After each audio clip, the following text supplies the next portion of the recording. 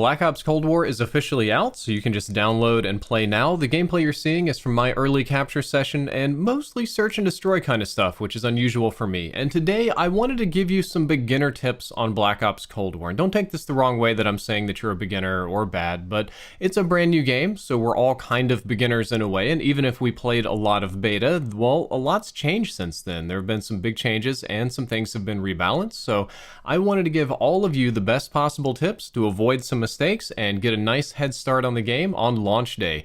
Tip number one is that your game will look infinitely better if you go into your options and turn off motion blur. It's under graphics on PC, but it may be under gameplay on console. Of note, there are two things you have to turn off. You have to turn off the gun motion blur and the world motion blur.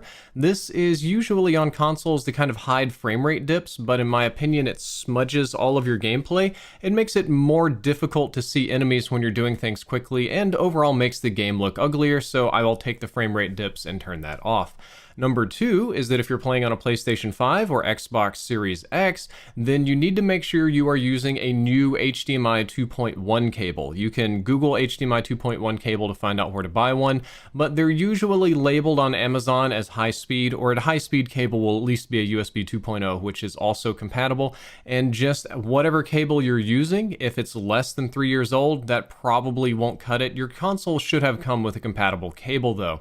On that same note, you need to make sure that your TV has a compatible HDMI 2.0 or 2.1 port, otherwise you won't be able to get 4K, 8K, or high frame rate. On top of that with your TV, a lot of TVs these days are marketed as being 120 Hertz, which means 120 FPS, which is glorious by the way, and I'm so happy that console players can experience this, but a lot of the TVs that say they're 120 Hertz are actually sort of like an upsampled software smoothed version of that makes it look like 120 Hertz. If that's the case, then that's actually not going to take your signal very well. It's going to kind of wash it a little bit, smear it a little bit in my opinion, and in most cases, since it's being post-processed, it'll add a pretty significant input delay to your game. If your TV does not support a true, it'll be called a native 120 Hertz most of the time, you shouldn't use any sort of enhancement features or you're just going to hurt your own reaction time. If you're playing on PC, one thing you can also do in terms of reaction times is you can enable NVIDIA Reflex. If you're playing on any new, I think it's a 2000 or 3000 series card, NVIDIA Reflex will minimize the amount of input delay between your mouse and monitor, which is an actual godsend. The next set of tips is all about which weapons you should level up first, so let's start off with tip number 3. For assault rifles, you should probably focus on leveling the XM4 and AK-47. Even though these are relatively early unlocks, these two weapons seem to have the best overall performance, especially the XM4. It's relatively low recoil, relatively high damage, easy to master, and performs well in a lot of situations. The meta may change over time and people might find a true best AR, but this one is standout for simplicity and performance right now, and the AK-47 is only slightly behind it, a little bit more kick for a little bit more damage and range. Of note, the FAMAS is the final assault rifle that you'll unlock, and it has a super fast time to kill due to having a really fast rate of fire, but it is somewhat hard to control. I feel that this weapon has a lot of potential, but it's not going to be easy for a lot of players, and you'll have to level it up to get certain attachments. In the submachine gun category, I think that leveling up the MP5 and Bison are going to be best if you want beefcake SMGs. The MP5 in my early play sessions seemed to be the overall best SMG, even beating out the old AK-74U, and honestly, if you kit it right, the MP5 is almost as good as an assault rifle in a lot of situations.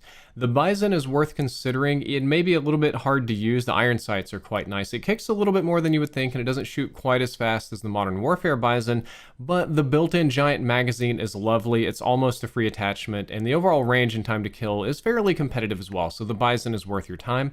Tip number 5 is that you should respect the M1911. I personally have joined the 1911 gang after playing with Arcanaut, and it's shockingly good. You might even see me use it a little bit in today's video. The 1911 will absolutely put people to bed, tuck them in, and give them a glass of milk very, very quickly. I know that the Gallo 12 and the Hauer shotguns are more popular because they're simpler, but that 1911 should be respected.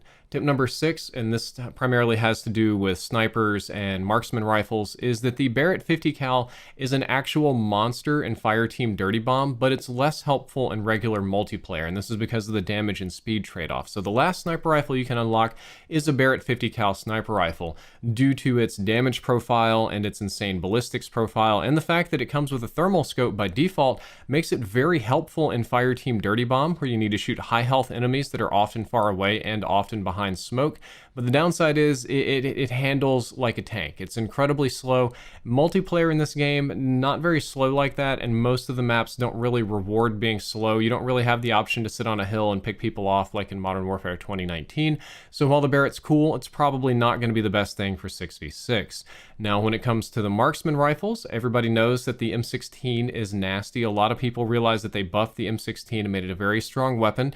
In the final build of the game, it's still a very strong weapon, and the M16 is absolutely worth your time to consider.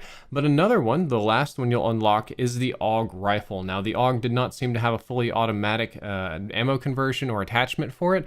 It shoots a 3-round burst very similar to the M16. It has a very similar amount of damage and recoil. It has somewhat less range, though, which will get you a little bit less one-shot kills. However, the AUG does have a built-in scope. You don't have to put any attachments on the AUG to just have the beautiful, like, default manufactured AUG scope, which works just fine in a lot of situations.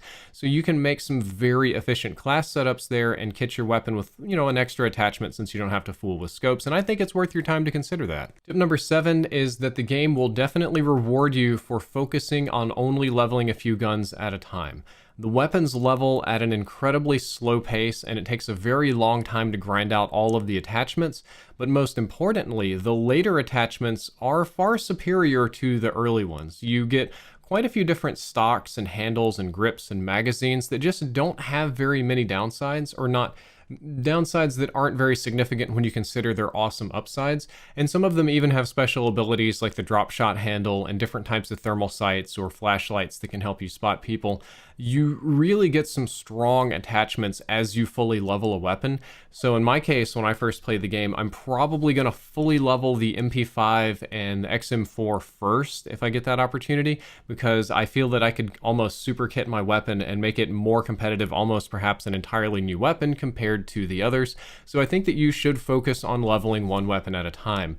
Tip number 8 is that you should respect the combat knife. Make kind of like the 1911, people don't think about it, people don't use it a whole lot. You should really consider carrying it. Not only do you run super fast with the combat knife and kill quickly, but you have quite a lot of health in this game, so you can sponge bullets relatively easy, but the combat knife just one hit stabs people and they're done. They're just totally gonzo, and that's great. And there's really no downside to it. Black Ops Cold War is a game that you can very easily rush and get in people's faces with shotguns and pistols and shoot melee combos. But on that same token, since you have the health and mobility to get close to people, if you get close to them with a knife, you might be surprised at how many of them you can kill in a row. So while it seems counterintuitive for a guy who does in depth to recommend stabbing people, I think that you could do a lot of work with it. Tip number 9 is that I feel like a lot of players should take the time to look at the different types of field equipment, more specifically their shapes, so that you can easily identify them. I did play some games with totally new players from the press that, they weren't there for the beta. They didn't quite know which field equipment was which. They knew it was enemy stuff and they knew they could shoot it, but they didn't think it really mattered a whole lot. And since they didn't differentiate between the different types of field equipment and instead ignored them, it got them killed a lot. I saw a lot of players throwing grenades directly into a trophy system that was right in their face because they thought it was like a jammer or a field microphone or something.